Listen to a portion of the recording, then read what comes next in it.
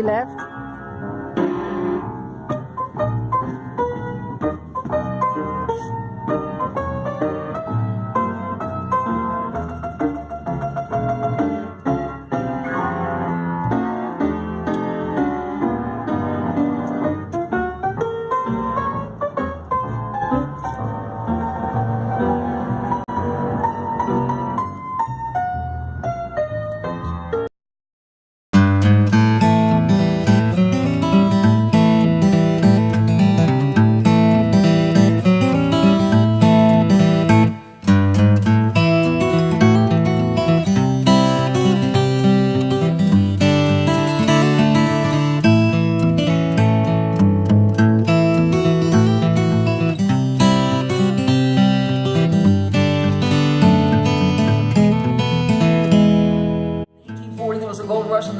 And the first industry in the state of Arizona was silver mining. However, notice Tesla and Edison had harnessed this. This makes copper queen and king. Okay. Wiring. And that's the name of the mine here. Yeah, well, it's the name of the mining district, the Bisbee Mining District. Okay. Who is Bisbee? He is Judge DeWitt Bisbee of San Francisco, and he was one of 3 major money lenders or money providers that brought Bisbee into fruition. So he financed the first mine into production in Bisbee. Yes, more or less. And he's a banker from San Francisco. Yes, he's a judge from San Francisco. A judge from San Francisco. Yeah, a moneyed judge. Does he come from generations of money, or is he kind of... Who ever heard of the name Bisbee? Nobody. Nobody. The first name was Judge, you know? He was neither a judge nor a banker. Oh, no? God, he's like Colonel Green. His First name, oh my God. His first name is Judge, and he was an assayer. Okay. So during the gold rush in San Francisco, he made his money being able to tell what was gold, what was rock, what was copper, what was rock, what was silver, what was rock. And he was an investor. He wasn't a judge. Oh, I've been giving him not a credit. judge. He wasn't a courthouse judge. No. He was a judge. He was a judge of assaying mineral. There you go. What was his first name? Judge. His name is, Had a real name, his Judge? name is J.D. His name is J.D. Bisbee. Judge Bisbee ever meet Phelps? Judge DeWitt Bisbee never stepped foot in Bisbee. Never. Never. So who brought him his money? His son brought the money to the Phelps Dodge company, Copper Queen Consolidated Mining. They founded the town? Yes. No, they didn't found the town. They just named it after him. The town founded the town. Because he invested a lot of money. Right. After it was incorporated. Anyway, the Phelps Dodge Corporation, which you may not have heard of. No, for sure I've heard of it. Phelps Dodge and Company. This is where they built their mining empire. With that mine across the street, this is the headquarters building. From 1910 to 1990, it was one of America's biggest companies and one of the largest mining companies on the planet. Still is? No, not anymore. No, almost a decade ago, they sold out to Freeport-McMoRan. Okay. Yeah. Phelps Dodge sold out to Freeport. Oh yes, and this was the mine they owned outright, and they were still making anodes, 99.99% pure copper, using electrowinning, and already been chewed up rock tailings, and using a weak sulfuric acid solution to trickle through, funnel it over to Lowell, where they created these anodes. So it was pure profit on already processed rock, and that was kind of how they phased themselves out of it here. But this was the district that they owned outright. Everything else they still had a mortgage on. This gives a 4 o'clock sheet at it. Okay. 4 o'clock. Okay. This is too good to compress. Yes, I think so. Oh, come on, TV. So I have on the MineLife Facebook page. Love it together. So We should start over. we should. No, never. I heard that there was 8 billion pounds of copper produced in about 100 years, from 1875 to 1975. Half of the world's copper came from here. Okay, between that 100-year period, Period of time. half the world's copper. And we're talking a 175-mile radius from Tucson down into the Sonoran uplands. So 175 and 175 is what, 350? 350 for the diameter. There's the circle, okay? And half of the world's copper has come from this area. And what present-day mining operations are there? Okay, Freeport-McMoRan still has the Morenci mine, which is the second largest open pit mine, 150 miles northeast of here in Morenci, which is a Phelps Dodge mining town. It was created by the mining company, and it exists today, and next to Butte, Montana, that's the next biggest thing happening as far as copper mining. So Bingham Canyon outside of Salt Lake. They're there. Wow. Also, Yeah. Well, we're all competing. Only 1% of the land in the state of Arizona is dedicated toward mining. Really? Yes, 1% of the the land. government owns the rest. Yes, yes they do. Temporarily. So, are there a lot of small-time miners looking to drill and raise money for drilling? And No, not anymore. But initially, I want to say not initially, but ultimately there were 40,000 mining claims in the state of Arizona. 40,000. And then they obviously doing to consolidating of mining claims or loss of little individual mining claims, because you had to have your expenses, blah, blah, blah, blah, reinvestment, but you had to show a profit of $100 in a year or you lost your claim. And this is one of the reasons they consolidated, and larger entities could then make larger mining companies out of little bitty You claims. realize that Fascinating. Was that law passed by Phelps Dodge? Phelps Dodge literally bribed, coerced, and Right in this room. yeah, The same in room this that very created room. Arizona to be a state. And convinced their mining employees to vote in and vote out judges to pass the legislation and make sure that Phelps Dodge got the deeds. This is how these big companies, the Phelps Dodge was the Rockefellers and the Vanderbilts of copper. And they of the weren't the West. only company to do that, but Lord did they make untold millions of dollars by being the forceful capitalist building America company. That's That's why gangster tactics there. I think But that's the It's American way. oligarchy, it's capitalism, etc. Now, I want to say this. That's why there's no small mines. The state of Arizona in 1912 was allowed to become a state because we got rid of judicial recall, which we had here thanks to PD, thanks to Phelps Dodge. But the minute we were a state in 1912, we reinstituted judicial recall to go along with our petition, referendum, and initiative. What is judicial recall? It means we can vote a judge out. Oh, that's Just like good what news. Buck was That's telling you about. unusual. Like impeaching. Okay. Yes. Well, they're on the ballot. If we don't like you, we won't re-elect you. Yeah. So I've heard that in Mexico, if you have a mining claim, so it's cheap, but as time goes on, it gets a lot more expensive. The land package also decreases a lot the larger it gets. So the first hectare is the most expensive hectare, and then it gets a lot.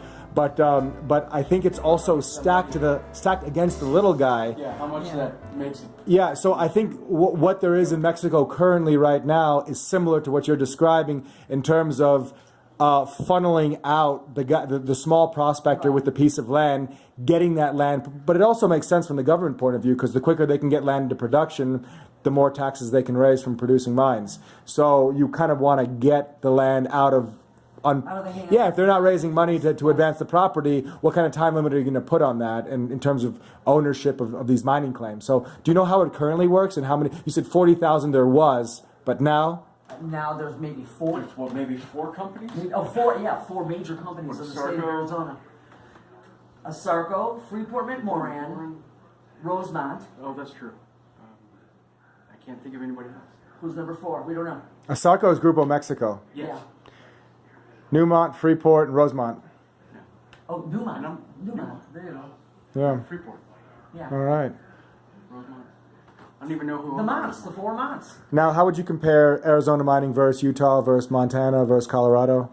They're highly competitive, I would say. I mean, we're all trying to find the best ore, the cheapest way, smelt it, disseminate it, and make our profit back. Is there a more business-friendly mining jurisdiction among the western states? I know California's a little rougher than the most. Oh, I don't know if No? I can't say that Utah would be friendlier than Arizona. New Mexico and Arizona probably run side by side, because when my husband was working for Asarco, we were on strike in '83 and we survived 3 layoffs. He bit the farm or whatever on the 4th. But actually we were on strike because New Mexico had withheld. They were still not crossing the line. So I know that Arizona and New Mexico, because they were a territory also, don't forget the historicity of the relationship between New Mexico and Arizona, one territory. So I think there's a sympathy that lies there that's not commensurate with what might be going on in Utah. I was going to say some of our engineers. Yeah, they would waft between America and South America as far as the mining goes, but they were still working for Phelps Dodge. All right. Now, present day, you produce more beer or copper? In Bisbee, Yeah. beer. It flows like copper. You pour. It's even called Copper City Ale. As a beer snob, it's okay. Oh, okay. So No, Copper City Ale is an amber. It's their standard ale over at Old Bisbee Brewery. Okay. Good, hardworking guys. Not the best beer on the planet, though. Do you- The root beer. To be a real you produce root beer? Yeah, they make. So it's not Dr. Pepper. It's like It's root beer. Bisbee root beer. Yeah, and they make it, and it's dynamite. Where do they get the root beer? Where do they get the root for the actually beer? have to ask them. What kind of root do they use for root beer? Wouldn't they use root? Wouldn't they use birch? I don't know. Is it birch beer root beer? Turmeric, root, ginger. Sarsaparilla? Beer. Oh. But you can't be a real mining town unless you're producing some hardcore liquor that's not really marketed. Do you have like neighbors and Like in-laws garage producing? It's got to be above like 42%. Do you have anything people take by shot, like hard liquor produced here? I'm not going to talk about that. What do you run? You run it, don't you? What these old miners are brewing in their backyard, which resembles mezcal. No, we're not going to talk about it. You mean keep talking? All right, this is the corporate headquarters of the Consolidated Mining Company. It was finished in 1898. The photo was actually 1898, 1908, Trolley Day. 6,000 people are here to see the trolleys go to our outlying areas of Warren, Don Louis, Galena, and Tin Town. On the main floor of the museum here, you're going to see the infrastructure of Bisbee, some mineral history, some history of the mining industry, the deportation of 1917, Arizona becomes a state in 1912. Upstairs, we have the Smithsonian exhibits. We have a replica of an earth mover from Morenci Mine. We have part of the original office. We have our beautiful glass cases with all of our precious rocks and stones. Straight through, we have the Founders Room, which is the wood-clad room, which was where all the big money deals happened. To the right of the roll-top desk, we have another vestibule with some display cases and Archie Sutton's copper art. We are non-profit. We are tax-free. We have a gorgeous little gift shop and bookshop. When I hear nonprofit, does that mean you hoard cash and No, gold? it means every penny that we earn goes back into keeping the lights on and getting new displays, etc., and repair of the place. Okay. And we are volunteer-driven. Okay. And you're Laura. And I'm Lori. Lori, And my in-laws have been in Bisbee since 1900. you have family that are in the photo behind us? Yes. Okay. Can you point them out? No. I like this one right here. All right, right over. Looks like me from the back. What a phone. We Incredible. don't. No, thank you. Thank you, no. Everywhere else in the country by then, they were lifting him up above the ankle. This is Ben Williams. This is Ben Williams. The Williams brothers were also instrumental in the creation of this mining community. They still have descendants here. One of the grandsons is Ben Williams, who's an attorney. He's Okay. probably 90 now. All right. Moving right along here, we have Walter Douglas. You've heard of the city of Douglas. Well, the Douglas brothers were also involved. James and Walter Douglas. Okay. These were also instrumental. They were engineers, scientists, geniuses, and investors. Okay, here's Arthur Curtis James and the James family, not to be confused with Jesse and those bad guys. This is another man who's a genius, a scientist, a financier, etc. Phelps Dodge Corporation. Seems like you have to be both. Vice President, 1909 to 1930. Okay. Director, 1909 to 1940. So it was in this room you said that. These are the big money deals were hatched here. And also, the very activities that led to the becoming of a state of Arizona as a territory happened in this room. So Arizona became a state in 1908, you said? 1912. 1912. Valentine's Day, 1912. We are the Valentine State. February 12th? Yeah, Here, yeah. Arizona became a state. Yes. Bisbee. So in 1912, this was the biggest city in Arizona. This was the biggest city west of St. Louis from 1880 to like 19... Oh, wow. Yeah. What's the population today? The population now is about 6,000. 6,000. Which is what it was in that photo of Trolley Day, about 6,000. Okay. Our biggest population was 25,000 in I saw. 1920. Okay. And why did it peak in World War I. Bullets, casings, wiring, plumbing, everything that had to do with copper, it boosted the war effort. So we had people leaving here. I'll get into the deportation now too then. During World War I, we lost engineers, skilled workers, etc., who joined the war effort. And as they left, other people came in. But simultaneously throughout the country, there was unionization happening and strikes happening. This is what happened here as well. As other people came in, they wanted equal pay for equal work. Now, Phelps Dodge Company, they said it's treason. We're in the middle of a war. The people that were working for a living said, no, we want equal pay for equal work. So there was a strike. A couple of thousand people did go on strike. The company brought in 2,000 men to fight the strike. 1,500 people were unceremoniously shipped out on cattle cars to the middle of New Mexico. 500 people had crossed the line to come back to work. Some never returned. We have very famous families, historic pioneer families, who did return from the Great Deportation of July of 1917. That's kind of savage. It's famous. It's called the deportation? The deportation, yeah. It's the Bisbee deportation, and it was ruled to be unlawful, obviously. Yeah. And we have different historic sources. One of my early sources, the historian O.D.B. Falk, said 2 men and 1 woman died defending their right to live and be on strike and be in Bisbee. The other deportation journal writers say that there were just 2 deaths of 2 men. But O.D.B. Falk says a woman was killed defending her husband. Is there any ruling based on that? Yeah, years later, the thing had been illegal, immoral, and unethical. Okay. Yeah.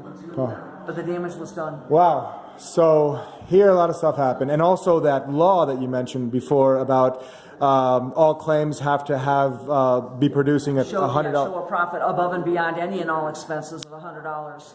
And that, I want to say but how can you produce any money? I mean, you're exploring for 10 years. Because, no, this land was so rich, people could scratch off the surface and become millionaires. Okay, so... That's what drew everyone's attention. Wow. Once you have to sink tunnels, once you have to build adits and then sink tunnels, level off and go to the next level and dig your way through, then you need corporate infrastructure and you need big investing dollars. Mm-hmm. Gold and silver played out. As everyone went west in the 1840s, gold and silver and those placers played out. All right. But at the same time, electricity was being harnessed by Tesla and Edison back east. Right. Once they discover copper is their medium of transmission of electricity. Okay, so when did Edison, Tesla start scaling their ideas and wiring and late 1880s. Late 1880s. Right. So by the time we're a city in 1880, the mining company is already happening. Roads are coming in. All right, boom town. Yeah. Yes, we did boom. And the boom, they say the boom was 1920 with that population of 25,000. There was a dip in population, but then it went up again in World War II. Mm-hmm. And the population continued to boom, thrive.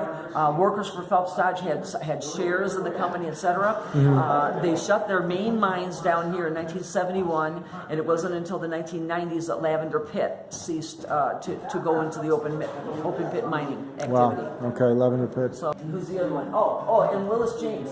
Willis James? Those guys are brothers. This guy here, what's his name? I can't see his face here. Okay, this guy is Willis James, Dr. Willis James. Okay, and Willis James is related to Arthur James. Okay. Okay, so we have the Phelps brothers, the Dodge brothers, the James brothers, and all instrumental in the creation and maintenance of this community. Wow. All right. Do they still have descendants that are in yes, town? we do. Yes, we do. We Wow. absolutely do. They must be living large still. Or do they lose a fortune? Do they maintain it? They're humble families living and working in what's left of the familial digs. Okay. All right. Now today we are driven by tourism.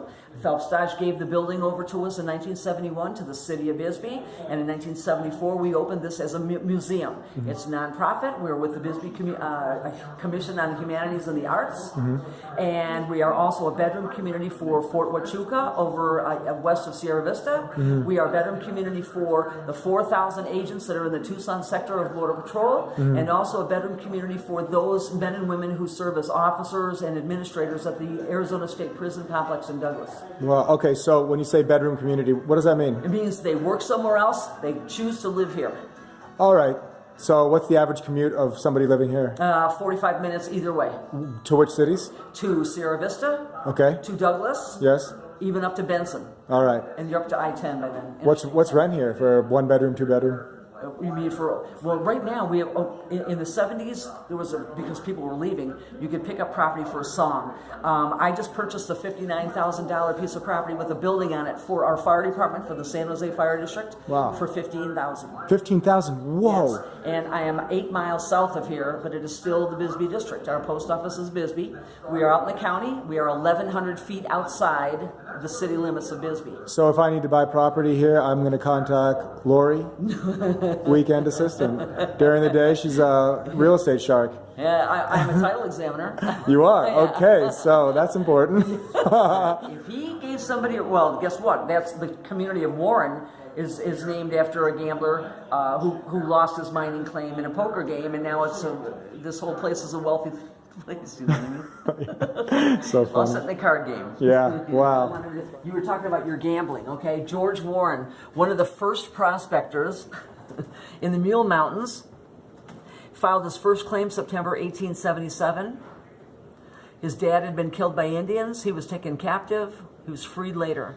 He never profited from his claims. He lost money drinking and gambling, was swindled out of other claims, and even became indentured in Mexico. Returning to Bisbee, he did odd jobs until his death in 1893. The local mining district of Warren, Arizona, which is his own community, or was, and a newer part of Bisbee are named for him, and he is immortalized as the miner on the state seal of Arizona. Wow. This guy? Did not derive a profit from mining. He also built the first baseball stadium. Yes, the oldest continually habited ball field, like the Field of Dreams, if you build it, they will come, is the Warren Ball Field at the end of Vista Park in Warren, Arizona. And somebody was actually paying cash, even if it was $2.80 for a mining claim, and giving the person a receipt, and they had a copy of something, then the new owner could put his name on the mining claim. Okay. I would Simple. Simple. Favorite books about the history of Arizona? Come on. Let's do go it. for a walk through our bookstore. Let's do it.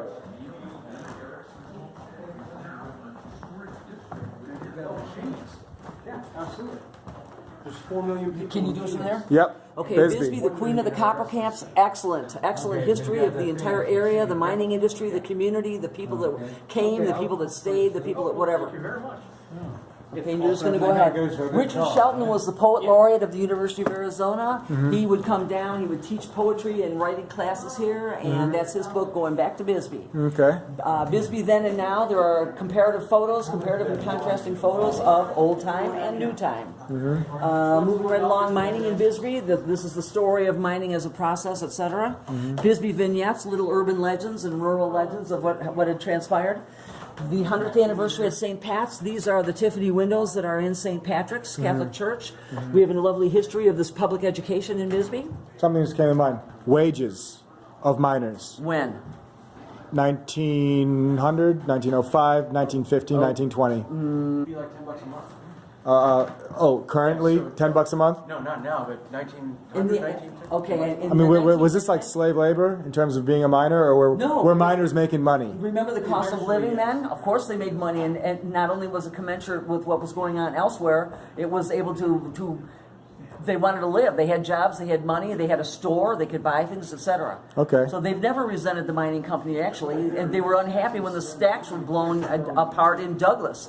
They said, we don't care about the EPA, we want our jobs when they're supporting our families. That's right. Now, I think in the 80s, miners for a Sarco were making $25 an hour, depending on what you were doing.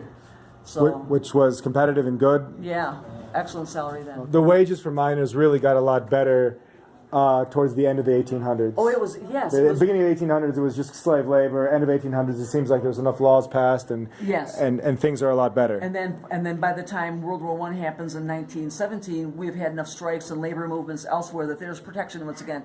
But the early Mining Act, after the turn of the century, like 1903 or something, that was when the 8-hour workday came. So protections were happening early on. What should I do next? You're going to go around here and you're going to these guys, some of these cute little things. Okay, for example, this is legit. Okay, this was a prospector's little drawing by a whose shack is whose. You're going to do that. I'm going to let my people. Okay, fantastic. Thank you. Hello, welcome to this mining museum.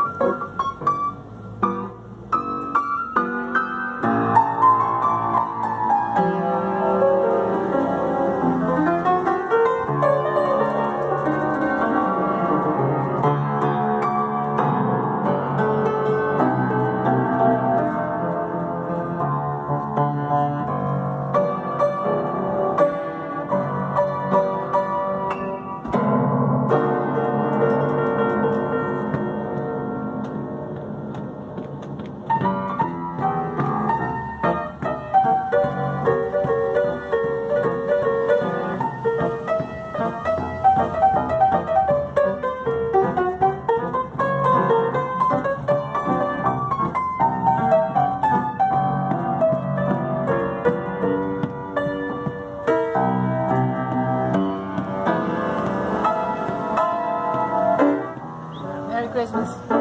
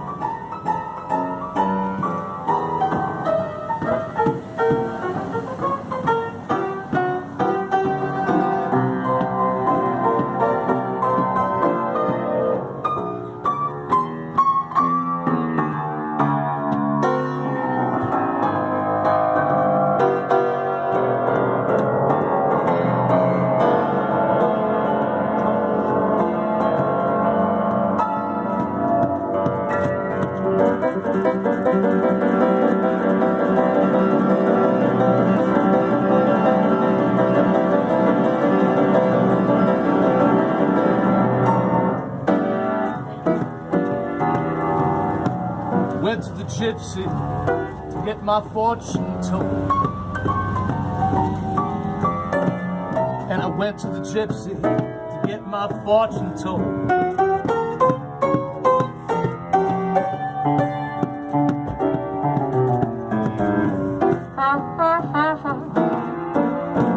And the gypsy, fortunes all over the place.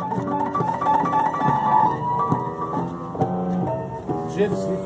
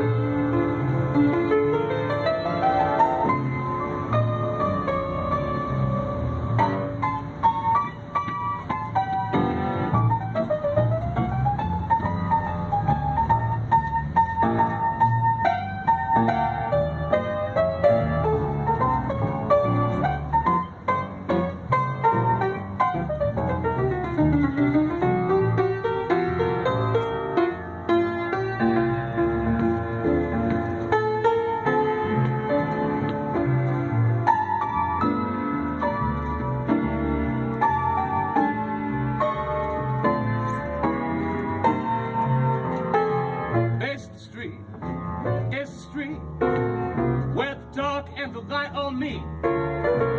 New Orleans, glad to dream. How nice it seems. How you doing, baby? I'm glad to be, oh yes, so where they have got a grocery. New Orleans, I got the Basin Street Blues.